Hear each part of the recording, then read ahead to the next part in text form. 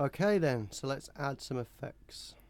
Right, I'm not going to go into vast amount of details on the effects. I want you to go off and explore and find out what these things can do. But there's some pretty cool stuff in here. So I'm going to go for a fairly obvious starting point, and I'm going to just put some reverb onto my little cymbally beats. So what I need to do is grab hold of the reverb machine. There's two to choose from, but I'm going to use this one, and I need to just drag it into the box below the beat that I want it to affect. This means it'll automatically link itself up to this. And now when I play my cymbals, and if I use my solo button so we can just hear the cymbals, this will be major reverb at the minute. So that's way too much for what I want, so I'm going to start to bring that down. So you've got the wet dry mix. Wet means that you've got a full effect, and dry means if you've got it all the way around, no effect at all. So I've got it on no effect at all, and I'm going to just play my cymbal and bring it up a bit. Sounds pretty good, but it's ringing on a little bit too long, so I'm just going to pull that back a bit so that it doesn't last for quite as long. I can add a bit more. Now let's hear it with the whole tune.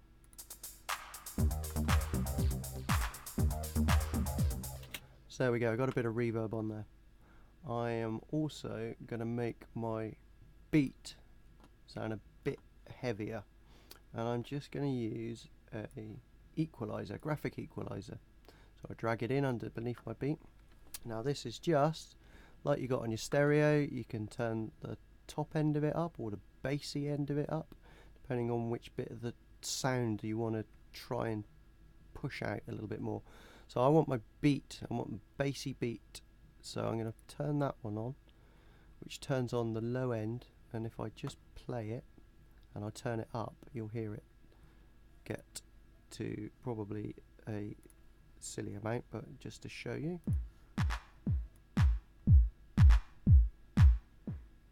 Take it right away. I'll go for there. I'm going to just bring up the middle a little bit. This little bar helps you to understand what you're moving. So at this end it's the top end high end sounds, and at this end it's the bassy sounds. So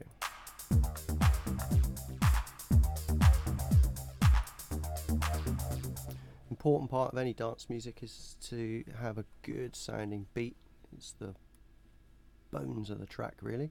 So there we go, I kind of got a little bit of effects on stuff, just little bits here and there.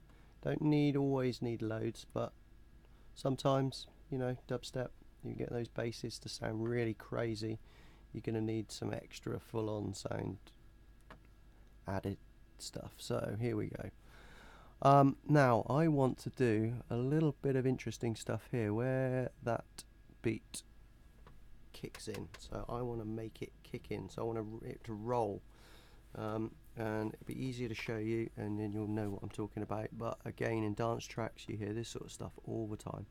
So we're going to slightly do something new here. We're going to go to the pencil tool along here. We've got an eraser which will just delete stuff. We've got a razor blade which can cut some of these in half if I need to. Magnifier will just magnify stuff. So I'm going to get my pencil and I'm going to draw in to that area where there wasn't anything. This now allows me to draw something in, and for making rolled beats it's a lot easier to draw it in than try and play it. You could try and play it on the keyboard, but I'm going to draw it. So my samples have been split up and I can hear the different bits of sound. I can hear elements of my sound, and I want that sound, and I can also play that on my keyboard. It'll be down the bottom end of your keyboard. You can hear the sounds. So if you wanted to record them in and play them yourselves, you could. So I now need to get my pencil tool again, and I can draw in that beat, but I need to use again this little snap tool. So I want to first of all go to halves, and if I draw in,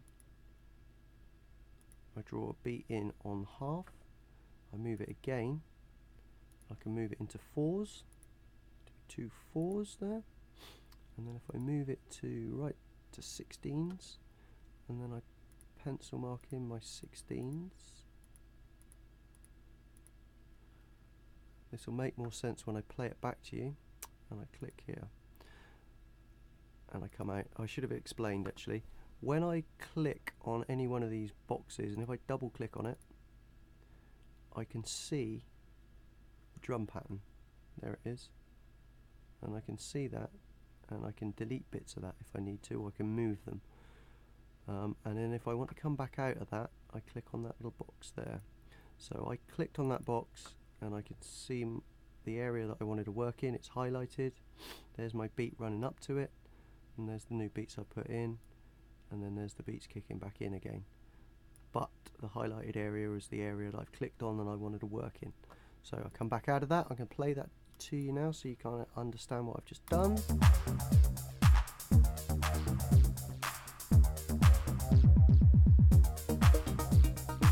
And those little 16s at the end make it roll into that beat nicely. So that's a nice little effect.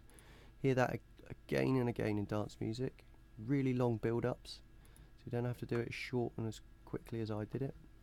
Oh, I need to go to save, because I don't want to lose that at this point. So let's have a little listen to my whole tune.